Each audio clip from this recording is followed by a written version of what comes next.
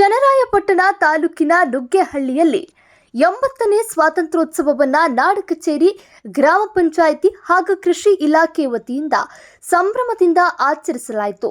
ಈ ಸಂದರ್ಭದಲ್ಲಿ ವಿವಿಧ ಇಲಾಖೆಗಳ ಮುಖ್ಯಸ್ಥರು ಧ್ವಜಾರೋಹಣ ನೆರವೇರಿಸಿ ದೇಶಪ್ರೇಮ ಮೆರೆದರು.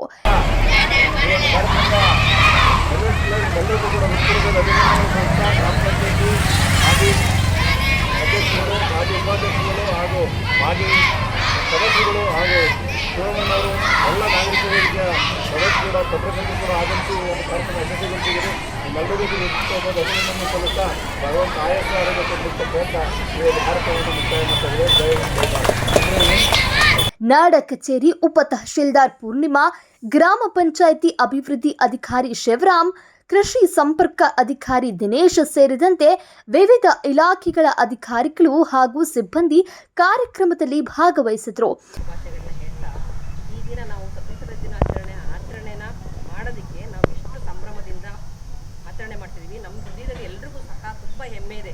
ಮತ್ತು ಎಲ್ಲರೂ ಸಹ ಯಾರು ಆ ಕೆಲಸ ಮಾಡಿ ಈ ಕೆಲಸ ಮಾಡಿ ಅಂತ ಹೇಳಿಲ್ಲ, ಎಲ್ಲರೂ ಅವರವರಾಗೆ ಬಂದಿದ್ದಾರೆ. ಇವ್ರಿಗೆ ಇಲ್ಲಿಗೆ ಏನು ಅರೇಂಜ್ಮೆಂಟ್ ಮಾಡಿದ್ದಾರೆ, ಇದು ಅರೇಂಜ್ಮೆಂಟ್ ಎಲ್ಲ ಕೂಡ ಅವರು ತುಂಬ ಖುಷಿಯಿಂದಲೇ ಮಾಡ್ಕೊಂಡು ಬಂದಿದ್ದಾರೆ. ಇದೇ ಸಂದರ್ಭದಲ್ಲಿ ಶಾಲಾ ಮಕ್ಕಳಿಂದ ಪಥಸಂಚಲನ ನಡೆಸಲಾಯಿತು.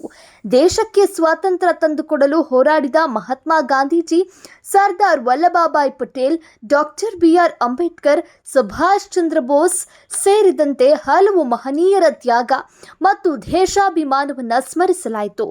ಊರಿನ ಪ್ರಮುಖರಾದ ಲಕ್ಷ್ಮಣ್, ನಟರಾಜ್, ನಾಗರಾಜು, ರೈತ ಸಂಘದ ಮುಖಂಡರಾದ ರಾಮಚಂದ್ರು, ಮಂಜುನಾಥ್ ಸೇರಿದಂತೆ ಹಲವಾರು ಗ್ರಾಮಸ್ಥರು ಹಾಗೂ ಹೋಬಳಿಯ ವಿವಿಧ ಇಲಾಖೆಗಳ ನೌಕರರು ಕಾರ್ಯಕ್ರಮದಲ್ಲಿ ಹಾಜರಿದ್ದರು.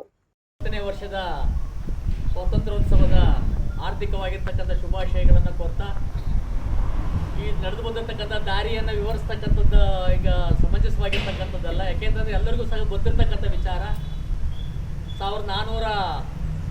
1497ನೇ ಇಸ್ವಿಯಲ್ಲಿ ವಾಸ್ಕೋ ಡಿ ಗಾಮ ಭಾರತಕ್ಕೆ ಬಂದ. 1498ನಲ್ಲಿ ಪುಲಿಕಾಟ್ನಲ್ಲಿ ಒಂದು ಇದನ್ನು ಜಹಾಗೀರನ್ನು ವಶಪಡಿಸಿಕೊಂಡು ಕ್ರಿಸ್ತಕ 1600ರಲ್ಲಿ ಏನು ಈಸ್ಟ್ ಇಂಡಿಯಾ ಕಂಪನಿಯನ್ನು ಸ್ಥಾಪನೆಯನ್ನು ಮಾಡ್ತಾರೆ.